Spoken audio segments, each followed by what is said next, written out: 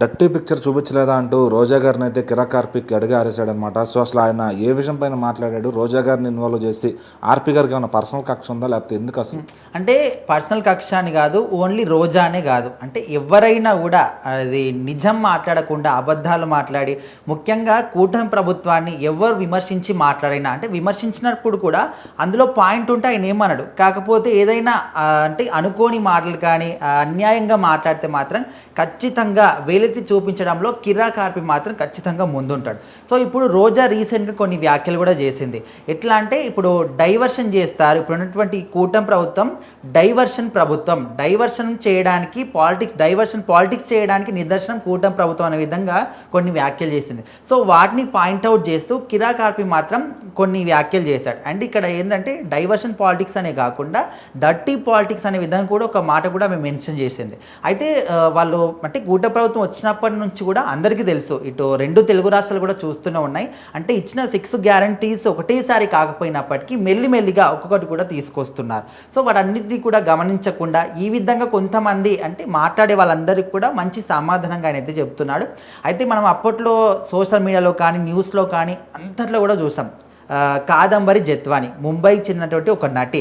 So ఆమె విషయంలో వైసీపీకి చెందిన వాళ్ళు కొంతమంది విజయవాడకు తీసుకొచ్చి తనని ఏ విధంగా హింస పెట్టారో, అండ్ వాళ్ళ ఇంటికి వెళ్ళి మరి వాళ్ళ ఫ్యామిలీ మెంబర్స్ మొత్తాన్ని కూడా ఆంధ్రాకి తీసుకొచ్చి వాళ్ళని ఒక చోట బంధించి సుమారు 40 రోజుల పాటు ఎన్ని చిత్రహింసలు పెట్టారో కూడా అందరికీ తెలిసింది. అవి అంటే ప్రూఫ్స్తో పాటు బయటకు వచ్చి అందరికీ తెలిసిందే. సో ఆ విషయం పట్ల మీ వైసీపీలో ఉన్న వాళ్ళు కొంతమంది, కుక్కల విద్యాసాగర్ ఇందులో మెయిన్గా ఉన్నాడు, మరి ఇలాంటి వాళ్ళు ఆ అమ్మాయి తీసుకొచ్చి దట్టి పిక్చర్ చూపించలేదా? అండ్ విజయసాయి రెడ్డి కావచ్చు, రీసెంట్గా చాలామంది మనకు దువ్వాడ శ్రీనివాస్ కావచ్చు, భార్యను వదిలేసి ఇంకో అమ్మాయితో, సో ఇలాంటి దట్టి పిక్చర్స్ మీరు చూపించలేదా? అలాంటప్పుడు మీకు నోరెందుకు బయటికి వస్తుంది? అదేవిధంగా మీ నగర నియోజకవర్గంలో సుమారుగా నిన్ను 40,000 ఓట్లతోని తేడాతోని నిన్ను ఓడించారు, మరి నీ దట్టి పిక్చర్ ఏమైపోయింది? సో అనే విధంగా తను మాత్రం చాలా సీరియస్గా మాట్లాడడం జరిగింది. ఎట్లా అంటే రోజా తను ఓడిపోయినప్పటికీ కూడా ఓకే, తన తప్పు ఉందా లేదని విషయం పక్కన పెడితే, ఒక వ్యక్తి ఒక పని చేసినప్పుడు దాన్ని సపోర్ట్ చేయకపోయినా పర్లేదు, కానీ దాన్ని డిస్కరేజ్ చేయడం కానీ దాని గురించి చెడుగా మాట్లాడడం అనేది ఈమె చేసే పెద్ద తప్పు అన్నమాట. అంటే తను మీడియా ముందు కావచ్చు ఎక్కడైనా కూడా ఇష్టారీతిన మాట్లాడడంలో రోజా ఒక ఫైర్ బ్రాండ్గా, అంటే వైసీపీ మొత్తంలో ఇద్దరు ఆడవాళ్ళు, ఒకరు శ్రీరెడ్డి ఇంకొకరు రోజా. సో శ్రీరెడ్డి రీసెంట్గానే తన మీద కేసు నమోదు అవ్వడము, దాంతో పోలీస్ స్టేషన్కి వెళ్ళి సైన్ చేసి రావడం ఇదంతా కూడా చూసాం. కానీ మరి రోజా మీద ఎప్పుడు టార్గెట్ చేస్తారు, రోజాని ఎప్పుడు అరెస్ట్ చేస్తారని కూడా చాలామంది వెయిట్ చేస్తున్నారు.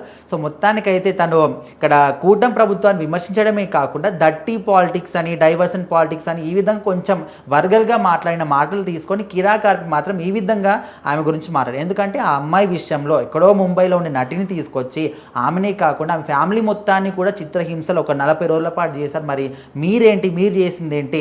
అండ్ మీ పార్టీలో ఉన్న వాళ్ళు సొంత కట్టుకున్న భార్యలను వదిలేసి వేరే అమ్మాయిలతో తిరగడం కావచ్చు, సో అవన్నీ వీడియోల తర్వాత బయటకు వచ్చాయి కదా, మరి ఆ దట్టి పిక్చర్స్ అని ఎటుపోయి వాటి గురించి ఎందుకు మాట్లాడట్లేదు మీ పార్టీ అని అనే విధంగా కూడా వీలైతే చూపించాడు. సో మరి దీనికి రోజా మళ్ళీ ఏమైనా రిటర్న్గా కౌంటర్ ఇస్తుందా? ఖచ్చితంగా వెయిట్ చేసి చూడాలి.